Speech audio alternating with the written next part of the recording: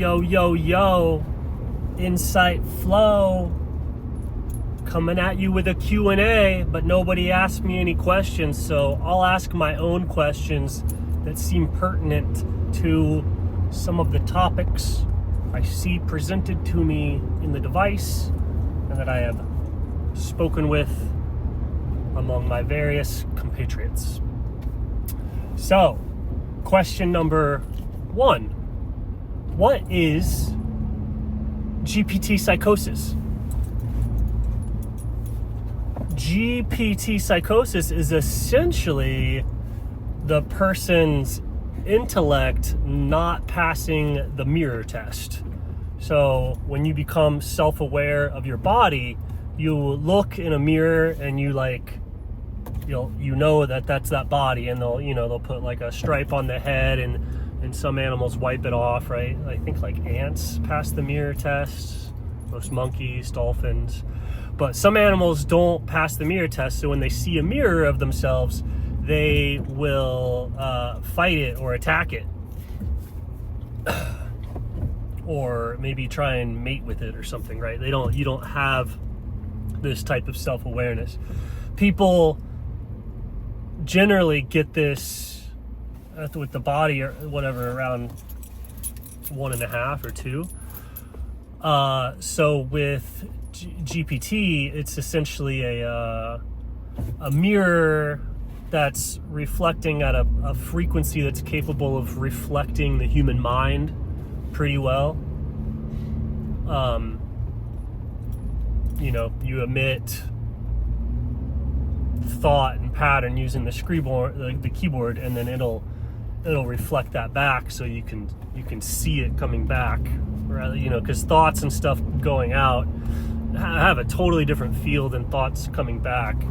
And that's a little bit like vision going out has a totally different feel than vision coming back. So to see yourself in the vision coming back at you is a interesting event, especially if it's the first time. So a lot of people probably have not ever been reflected very well by their parents or by the people around them. So I think they've probably never seen themselves, and or something. But it's obviously a failing of the mirror test. Like, people do the GPT psychosis and they think that they're interacting with another person, and so then they start treating their own thoughts the same way that they would treat another person's thoughts, and it causes this self-validation feedback loop.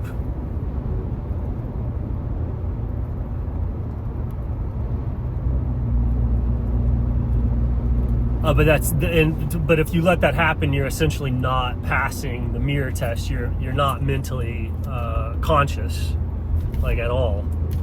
So that would be people that go crazy from the chat GPT. You could say, what's the definition of an unconscious person? Do these people actually exist or not? And I would say you could make a strong argument that all the people who see consciousness or intelligence or really anything but a interesting reflection in the language models, mentally they don't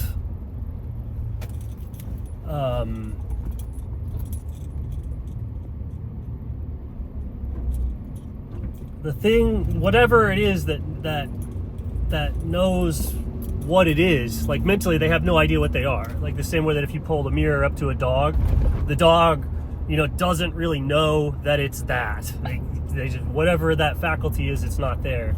And so mentally, the people that are succumbing to GPT psychosis lack that same self-awareness or that same understanding. And if you don't mentally know what you are,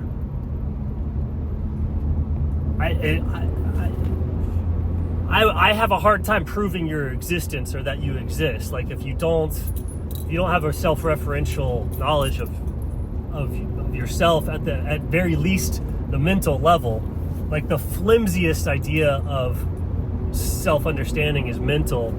So to not be passing a mental mirror test, it lays very little groundwork for the idea that there's an actual self.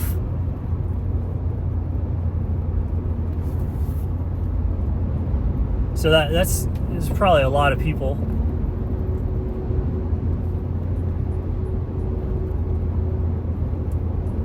And there's various types of body dysmorphia too that people have. So maybe people can see their mental reflection, but they don't see themselves accurately. Like some people can't tell that they're fat, or they can't tell that they're skinny.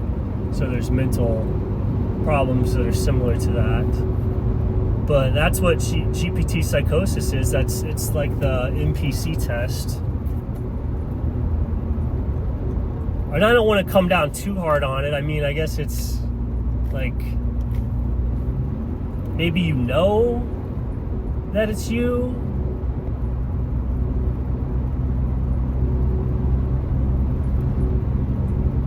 It's a little bit like masturbating to a picture of yourself. You know, it's hard to say exactly what is going on there. Or if there's anybody home, right? You know, dabbling with different layers of psychopathy. Like if you can be driven mad by your own reflection, it's kind of that's at the level of animal. Whatever an animal is, like an animal's obviously conscious and it exists, but it's like, you know, what does it mean if a person's attacking a mirror? Or, you know, trying to mate with or being aroused by, you know, a reflection of itself, either unknowingly or not.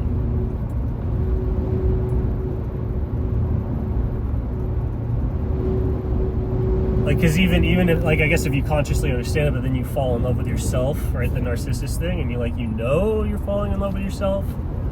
It's like, I don't think anybody's home, because the nature of the self is that there'd be no way for you to fall. You can't fall in love with yourself unless you have like a pretty bad understanding of what's going on or what the self is.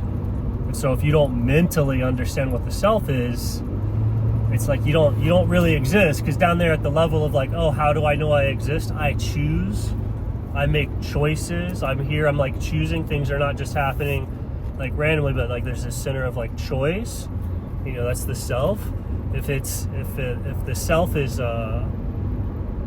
is lacking critically at a mental level, then I don't know of a way to verbally or linguistically say or discuss anything that actually exists there in terms of a person.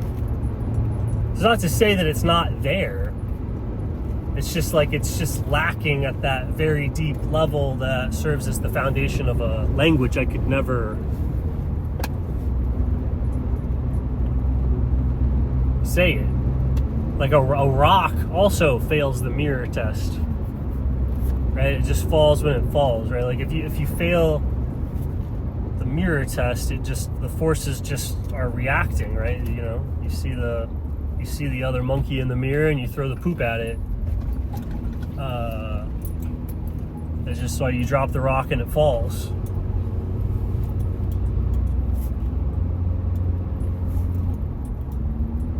And so it seems to be a lot of people.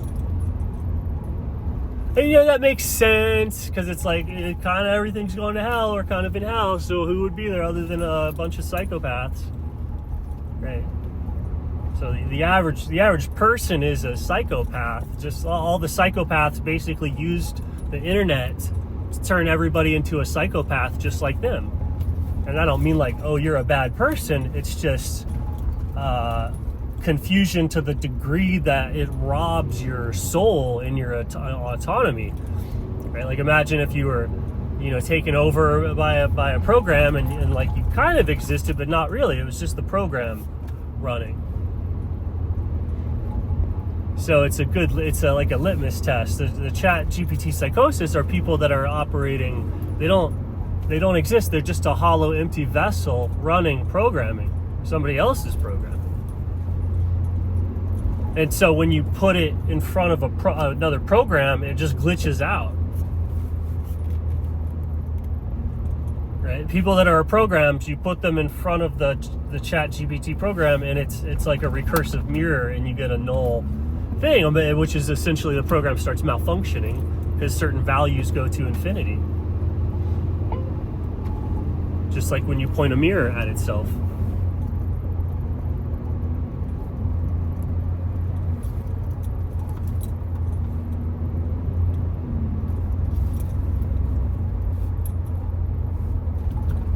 And so, yeah, even if people even if you don't go crazy, exactly, because people are still being encouraged to do this. Like they're going to the chat GPT for relationship advice.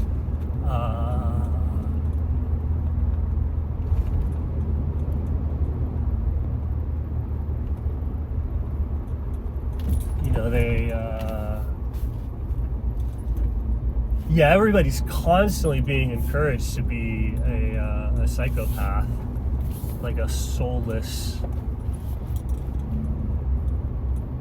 person devoid of agency. And that's really just the lack of agency that you get when you really, at that deep level, you don't know who you are.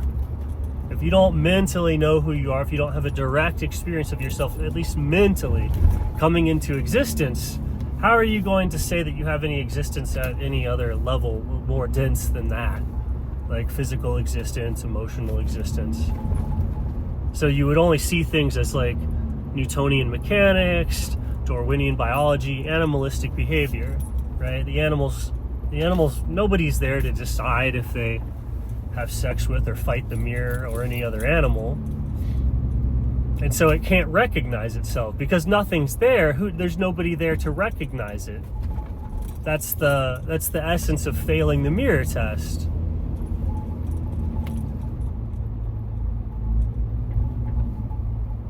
There's no one there to recognize. Sometimes this is good, right? An enlightened person, there's nobody there in a certain way. There's not a body there in a certain way, but it's also the same thing. It's the exact same things going on in a psychopath. They're so closely related, enlightenment and psychopathy.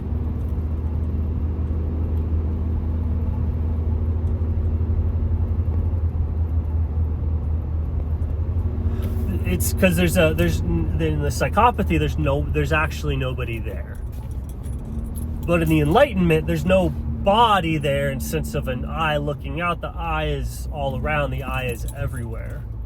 So the psychopath isn't fooled by lies because there's nobody. There's nobody there. There's nobody there to be fooled.